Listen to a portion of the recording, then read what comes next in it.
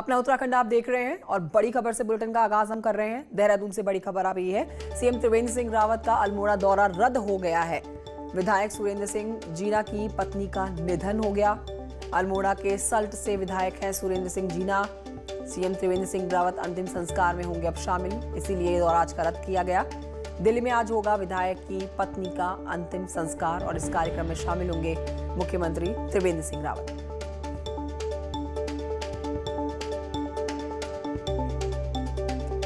अपने सहयोगी की तरफ रुख करूंगी और जानकारी के लिए फिलहाल आपको ये अपडेट दे दें। 2 दिन के दौरे पर हैं मुख्यमंत्री त्रिवेंद्र सिंह रावत। आज बहुत अहम काम था, आज कई कार्यक्रमों में शिरकत करने वाले थे, लेकिन आज का दौरा रद्द कर दिया गया है त्रिवेंद्र सिंह रावत का अल्मोड़ा का, क्योंकि विधायक सुरेंद्र सिंह जीना की पत्नी का निधन हो गया है। अल्मोड़ा के सल्ट से विधायक हैं सुरेंद्र सिंह जीना। पत्नी के अंतिम संस्कार के कार्यक्रम में आज शामिल होने के लिए दिल्ली रवाना होंगे। दीपांकर और जानकारी के साथ मौजूद हैं। दीपांकर, क्या जानकारी मिल रही है?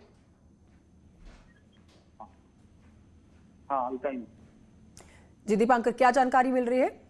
कंटेंट जो खबर हमारे पास है कि मुख्यमंत्री का आज अल्मोड़ा जाना था और तमाम योजनाओं का वहां शिलान्यास और लोकार्पण होना था, लेकिन सल्ट के विधायक सुरेंद्र सिंह जीना, उनकी पत्नी का कल दिल्ली में निधन हुआ है और अब मुख्यमंत्री का कार्यक्रम रद्द किया गया। मुख्यमंत्री दिल्ली जाएंगे और अंतिम संस्कार में शामिल होंगे।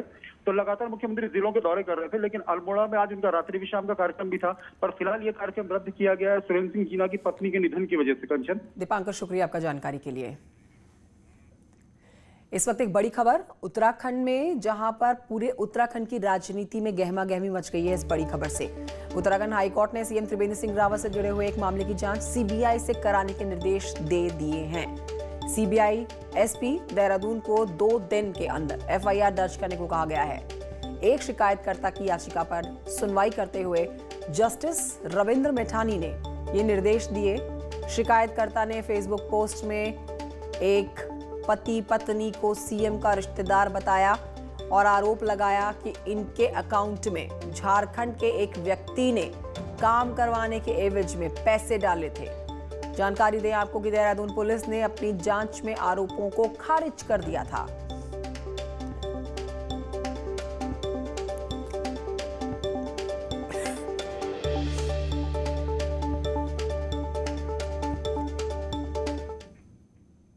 वहीं इस पूरे मामले में सीएम का बयान भी सामने आया है। सीएम कहते हैं कि हाईकोर्ट के फैसले के खिलाफ सुप्रीम कोर्ट जाएंगे। त्रिवेंद्र रावत ने कहा कि सुप्रीम कोर्ट में एसएलपी दायर करेंगे। फैसले का सम्मान कर रहे हैं वो। सीएम बता रहे हैं कि प्रदेश की जनता मेरे बारे में सब जानती है और सोर्सेज ये बोल रहे हैं सुप्रीम कोर्ट में आज ही पार्टी सुप्रीम कोर्ट में एसएलपी दाखिल कर देगी।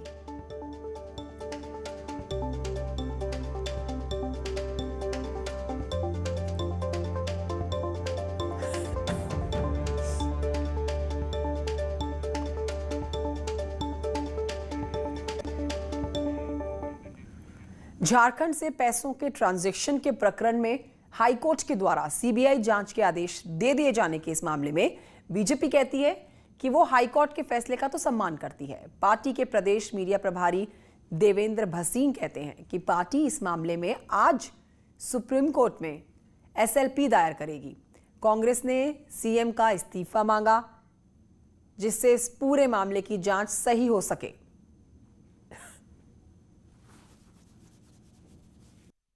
पार्टी जो है वो माननीय उच्च न्यायालय के जो निर्देश हैं उनका सम्मान करती है और जहाँ तक माननीय उच्च न्यायालय के निर्देशों के बारे में न्यायिक कार्रवाई का सवाल है, तो हम सरकार जो है इस पर एसएलपी माननीय उच्चतम न्यायालय में दायर कर रही है। दिल्ली में भी वही पार्टी, उत्तराखंड में भी वही पार्टी, सरकारें दोनों एक और जांच करेगी सीबीआई। तो जब पद पर बैठे रहेंगे तो कैसे पता लगेगा कि सही क्या है गलत क्या है। से प्रदेश भर में बनाए गए पार्टी के 252 मंडलों में प्रशिक्षण वर्ग शुरू करने जा रही है। देहरादून के धर्मपुर विधानसभा क्षेत्र के केदार नगर मंडल में सीएम त्रिवेंद्र सिंह रावत इस प्रशिक्षण वर्ग का शुभारंभ करते हैं। हरिद्वार में पार्टी के प्रदेश अध्यक्ष बंशीधर भगत प्रशिक्षण वर्ग का शुभारंभ कर चुके हैं।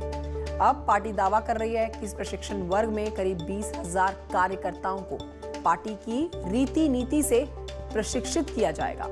देहरादून के केदार नगर मंडल में चल रहा प्रशिक्षण कार्यक्रम 2 दिन तक चलने वाला है और प्रत्येक दिन 4 सत्र होने वाले हैं। पहले सत्र में बीजेपी का इतिहास और विकास विषय पर मुख्यमंत्री संबोधित करेंगे।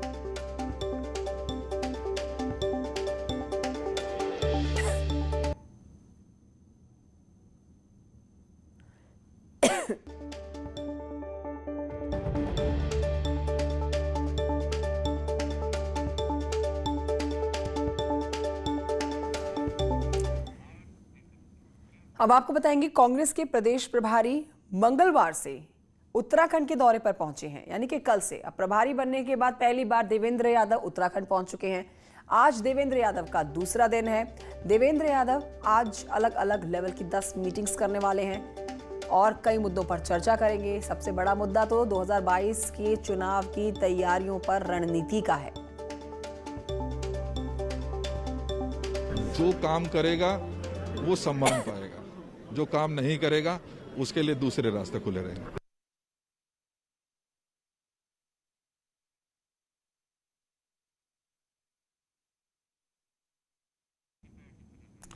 तो देवेंद्र यादव को एक बड़ी जिम्मेदारी कांग्रेस ने दी है। आज खबर ये है कि 10 बड़ी मीटिंग्स उनकी होने वाली है। अलग अलग जगहों पर ये बैठकें होने वाली हैं जिनमें शामिल होंगे देवेंद्र यादव। आज दूसरा दिन है, कल ही पहुंचे हैं उत्तराखंड और आज कई बैठकों में जो शामिल होंगे उसमें मेन मुद्दा जो रहने वाला है वो 2022 के चुनाव का रहने वाला है कि क्या रणनीति बनेगी प्रदेश में वापसी की कांग्रेस की।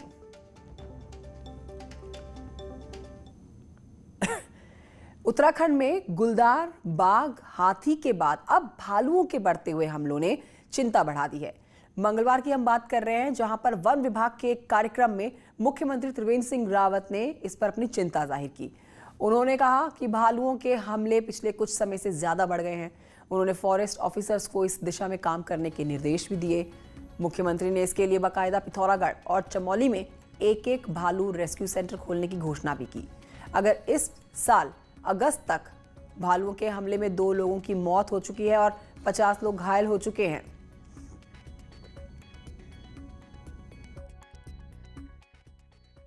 और जैसा सीएम साहब ने कहा है, भालुओं पे अब हम फोकस करेंगे। सीएम साहब ने एक नया आइडिया दिया। अभी तक हम बंदरों की बात कर रहे थे, बंदरबाड़ों की बात कर रहे थे, अब हम भालू बाड़े पे भी काम करेंगे। तो उधर हमारा जोशीमठ है, पिथौरागढ़ है, इन एरियाज में हम इसको।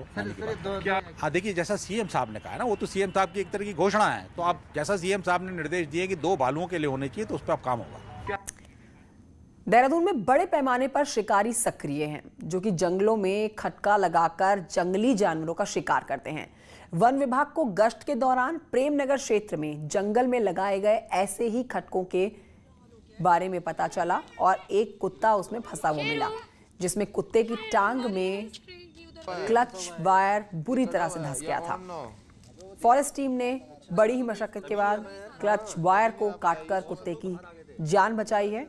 इन खटकों की मदद से शिकारी बाघ, सूअर या फिर अन्य जंगली जानवरों का शिकार करते हैं।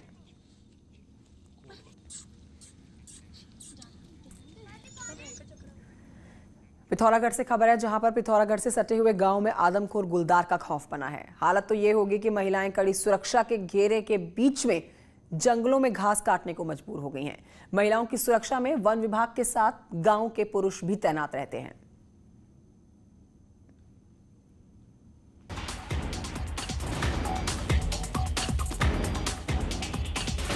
पहाड़ों में इन दिनों घास काटने का सीजन पीक पर है, लेकिन पिथौरागढ़ में महिलाएं गुलदार के आतंक से परेशान हैं। घास काटने के दौरान अक्सर गुलदार महिलाओं पर हमला कर देता है। ऐसे में घास काट रही महिलाओं को सुरक्षा घेरा दिया गया है। महिलाओं को सुरक्षा देने के लिए वन विभाग की टीम के साथ ही गाँव के पुरुषों को भी तैनात किया गया है।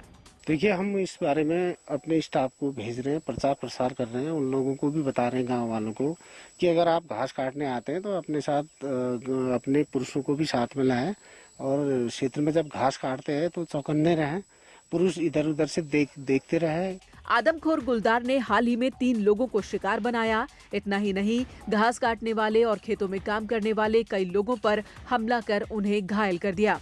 यही वजह है कि हजारों की आबादी इन दिनों हर पल आदमखोर से खौफजदा है। हम लोगों को बहुत परेशानी हो रही है। हम लोग कहीं अकेले नहीं जा पा रहे हैं। हमारे साथ में 2-3 लोग घर से आ रहे हैं वो भी एंगेज हो रहे हैं, वो भी अपना काम वाम नहीं कर पा रहे हैं। और क्या कहते हैं, अगर हम झुक के घास काट रहे तो ऊपर से बाघ अचानक अटैक कर रहा है, उसकी बहुत ज्यादा डर है हमको। शेर आ ही रहा है बार बार, कभी यहाँ कभी यहाँ, बाहर निकलना मुश्किल हो रहा है लेडीजों का। घास काट रहे हैं ये डर ही डर। अब 2-4 आदमी इनके साथ पहरे में, वैसे ही मतलब इधर उधर जाना पड़ रहा है। गुलदार से महिलाओं को बचाने के लिए वन विभाग के साथ ही गांव के पुरुष ढाल बनकर खड़े हैं। लेकिन सवाल ये है कि आखिर कब तक कोई साए की तरह किसी के साथ मौजूद रह सकता है। ऐसे में लोग तभी सुरक्षित हो सकेंगे जब आदमखोर या तो पकड़ा जाए या फिर उसका खात्मा हो। न्यूज़ 18 के लिए पिथौरागढ़ से विजयवर्धन उप्रेती की रिपोर्ट। अब बढ़ते हैं आगे और खटीमा टनकपुर रोड की खबर आप तक पहुंचाते हैं, जहां पर अतिक्रमण हटाने गए प्रशासन से व्यापारियों की बहस हो जाती है। व्यापारी कहते हैं कि बीते 8 महीने से कोरोना की वजह से आर्थिक हालात खराब हैं। अब दीपावली भी सर पर है, लेकिन ऐसे में प्रशासन दुकानें तोड़ रहे हैं। व्यापारियों ने दीपावली तक छूट देने की मांग की है, जबकि प्रशासन इससे इनकार कर रहा है। देखिए, अभी तक तो 6-7 महीने से हम व्यापारी सभी लोग मतलब कोरोना से परेशान थे। बिजनेस है नहीं, और अब ये अतिक्रमण की मार हम सब पे पड़ रही है। हमारा इतना कहना है, अतिक्रमण आपको लेना लीजिए आप, लेकिन थोड़ा दिवाली तक हमें टाइम मिल जाता तो बहुत अच्छा हो जाता। हमारा दिवाली का थोड़ा सा काम चल जाता। जिलाधिकारी महोदय व माननीय उच्च न्यायालय के आदेश के क्रम में जो है अतिक्रमण हटाया जा रहा है, और अतिक्रमण हटाया जाना ही सुनिश्चित। अल्मोड़ा में सीएम के दौरे से ठीक एक दिन पहले संघर्ष समिति ने जिला विकास प्राधिकरण समाप्त करने को लेकर आंदोलन शुरू कर दिया। पिछले 3 सालों से जिला विकास प्राधिकरण को समाप्त करने की मांग को लेकर आंदोलन कोरोना संक्रमण के कारण स्थगित हो गया था। प्राधिकरण के संयोजक ने कहा कि सीएम बुधवार को अल्मोड़ा दौरे पर आ ही रहे हैं। अब वो खुद ही प्राधिकरण को समाप्त करने की घोषणा करके जनता को राहत देंगे। जी अल्मोड़ा आ रहे हैं, उनका स्वागत है, लेकिन मैं ये कहना चाहता हूँ कि अगर वो प्राधिकरण समाप्ति की घोषणा इस भूमि पर करें तो उनका बहुत दिल से स्वागत है, और उनका आना तभी सार्थक होगा जब